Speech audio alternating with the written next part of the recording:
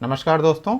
आज 6 सितंबर है और आज के द हिंदू में क्या और क्यों पढ़ें इसे लेके हम फिर से हाजिर हैं। आज जो सबसे पहली न्यूज़ है, भारत रिप्लेसेस इंडिया। आपने ये बहस सुन ही ली होगी, सोशल मीडिया पे खूब वायरल है और आपको ये पता चल ही गया होगा कि अभी जो G20 की मीटिंग हो रही है उसमें भारत सरकार ने भारत का यूज किया गया है, जैसे प्रेसिडेंट ऑफ भारत है ना, इंडिया का यूज नहीं किया गया।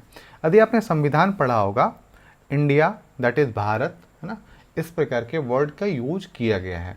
तो यहाँ पे ये चीज़ें नहीं है कि ये कोई नया चीज़ है या इस तरीके की चीज़ है। दरअसल क्या है कि विपक्ष के लोगों द्वारा इंडिया नाम का एक गठबंधन बना दिया गया है, इसके कारण से ये मे भी ऐसा किया गया हो, लेकिन ऐसा कुछ नहीं है कि पहली बात तो कि किसी भी प्रकार का गठबंधन इंडिया के नाम से या भारत के नाम से तो नहीं ही बनना चाहिए, सबसे बड़ी बात। दूसरी बात ये है कि ये जो इंडिया है उसको चेंज करके भारत कर देना कोई बहुत बड़ा इशू नहीं है। क्या होता है कि मुद्दों से ध्यान भटकाने के मतलब में या मुद्दों से ध्यान भटकाने में जो सत्ता पक्ष है वो बहुत सफल हो जाता है और इससे विपक्ष जो है मुद्दों से ध्यान भटका लेता है अपना, और जो मेन मुद्दे हैं उन पे बात करता ही नहीं है ना। वो बहुत आसानी से आपको भटका देते हैं और आप उसी दौड़ में लग जाते हो। आपको जो मुख्य मुद्दे होने चाहिए, जिन पे सत्ता पक्ष को घेरा जाना चाहिए, उससे आप भटक जाते हो और फिर उसी चक्रव्यूह में फंस जाते हो। खैर, उसकी बात की बात, भारत हमारा नाम है, भारत हमारे देश का नाम है और ये प्राचीन नाम है। इंडिया बाद में दिया गया। यदि हम भारत अपनाते भी हैं तो ये कोई अशोभनीय बात नहीं है, कोई शर्मनाक बात नहीं है, ये गर्व की बात है। ठीक है, तो इसी पे एक चर्चा चली है, तो आपको जानना आवश्यक था, इसलिए मैंने इस पे चर्चा करी। इसके बाद जो हमें पढ़ना है वो पेज नंबर 8 पे है और टाइम टू डिसाइड में है, infrastructure development in the hills can not be the same as in plains. जो अभी आपने सुना होगा कि 13 राज्यों, जो 13 हिली राज्य हैं, पहाड़ी राज्य हैं, उनके लिए विशेष पैकेज की घोषणा की जाएगी और इस पे काम किया जाएगा। तो जो इंफ्रास्ट्रक्चर हैं वो हर एक क्षेत्र के लिए अलग होता है। देखिए, यहाँ पे सिर्फ प्लेन और पहाड़ की बात नहीं है। यदि रेगिस्तानी इलाकों में बनाते हैं तो वहाँ के लिए अलग होगा, दलदली इलाकों में बनाएंगे वहाँ के लिए इंफ्रास्ट्रक्चर अलग होगा, पहाड़ी इलाकों के लिए इंफ्रास्ट्रक्चर अलग होगा।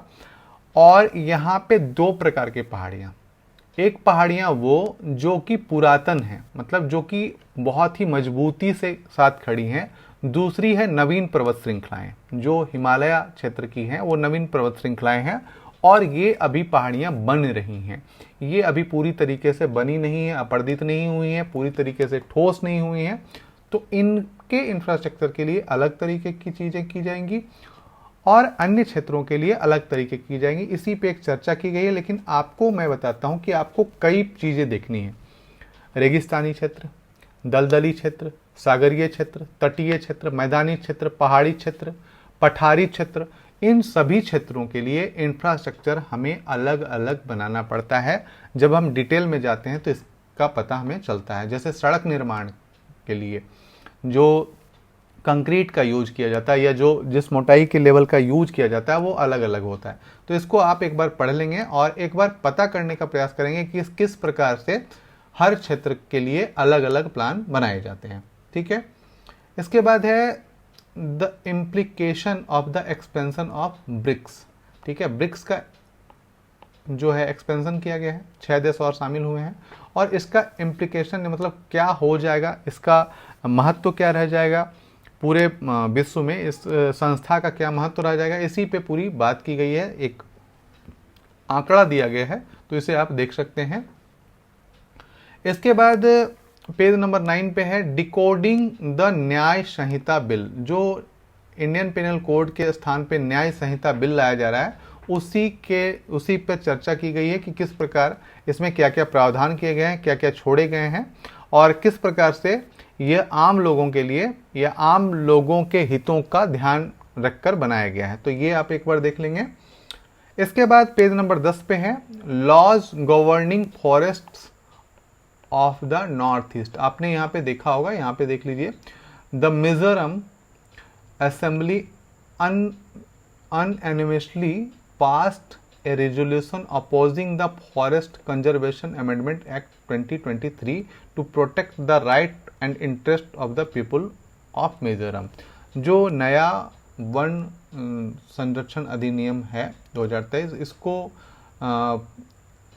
मतलब एक तरीके से अपोज करते हुए एक नया बिल लाया है और इसको पास किया है।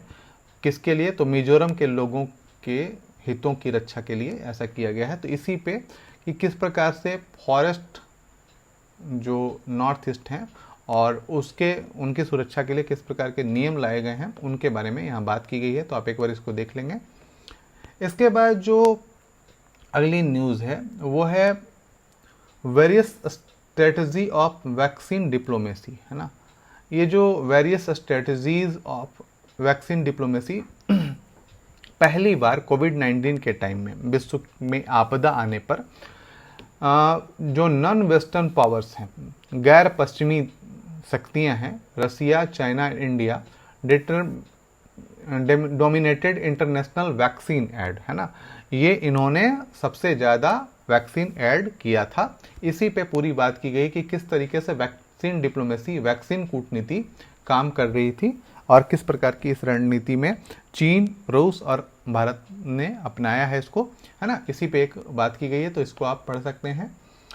इसके बाद जो हमें पढ़ना है वो है पेज नंबर 12 में, और इस पे है Indo Pacific China map agenda in PM leave for Jakarta.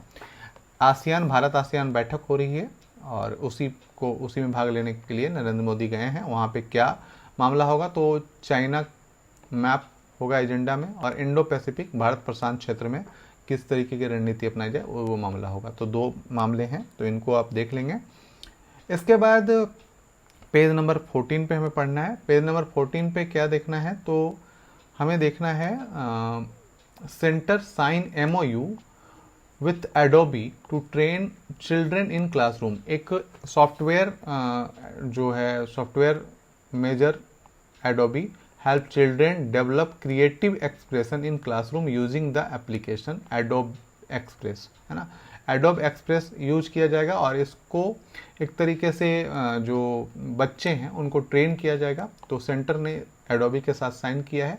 तो यहाँ से एक PT के लिए क्वेश्चन बन रहा है ये, है ना, कि सेंटर ने किसके साथ या किस कंपनी के साथ साइन किया है जो बच्चों को सॉफ्टवेयर की दिशा में या उसको क्रिएटिव एक्सप्रेशन डेवलप करने के लिए सिखाया जाएगा। तो ये एक क्वेश्चन है यहाँ से, ये इसको याद कर लेंगे आप। इसके बाद जो हमें पढ़ना है वो लास्ट पेज पे है। लास्ट पेज पे क्या है कि criminalizing wilful environmental damages is harder than it's sound. जितना दिखता है कि हम जो एनवायरमेंटल डैमेज कर रहे हैं is harder than it's sound, जितना सुनाई पड़ता है वो करा नहीं जाता। उसी पे बात की गई है कि बिल्कुल एक तरीके से पूरा का पूरा हम लोग एनवायरमेंटल को बहुत ज़्यादा नुकसान पहुंचा रहे हैं। Mexico Maya train project has acquired contradictory reputation. Some describe the pharaonic project with a route spanning kilometer connect tourist Caribbean with historic Maya site costing 20 billion world. It has also been described mega project of depth because it imperils Yucatan Peninsula and reach wilderness ancient cave system in indian। तो मतलब एक तरीके से ये समझ लिए कि एक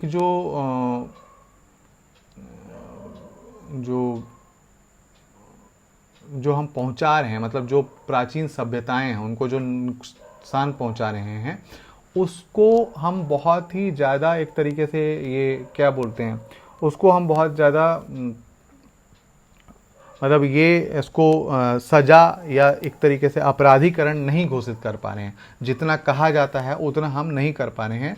लेकिन और एक तरीके से ये समझिए कि ये एक जैसे होता है ना उदासीनता बरत रहे हैं और उसके प्रति हम बहुत असंवेदनशील रह रहे हैं। हम पेपर में या कागज़ में बहुत कहते हैं कि बहुत ही ज़्यादा ये मतलब एक हम इसकी संरक्षण करेंगे, लेकिन रियल में वो चीज़ें देख नहीं पाते हैं। जैसे कोई भी साइट हो, मान लो कि ताजमहल ही लेते हैं, तो हम उसमें कहते हैं कि ये जो चीज़ें हैं इसको हम संरक्षण के लिए यहाँ पे ये नहीं लगाने देंगे या फैक्ट्री नहीं लगाने देंगे, लेकिन फिर भी हम देखते हैं कि उसको इस तरीके से करा जा रहा है कि उस ढांचे को या उस क्षेत्र को नुकसान पहुंचता ही पहुंचता है। मतलब एक तरीके से यहाँ पे यह कहा गया है कि किसी भी साइट को या किसी भी ऐसे क्षेत्र को जो पर्यावरण से मतलब उसको नुकसान पहुंच सकता है, हम बातें तो बड़ी करते हैं पर उसका अपराधीकरण या उसको उस तरीके से दंडित नहीं कर पाते हैं। इसी पे बात की गई है, कई उदाहरण दिए गए हैं, आप इसे पढ़ लेंगे तो आपको पूरे विश्व में ऐसी चीज़ें समझ में आएंगी। ठीक है, आज के लिए इतना ही दोस्तों, फिर कल मिलते हैं क्या और क्यों पढ़ें के साथ। धन्यवाद।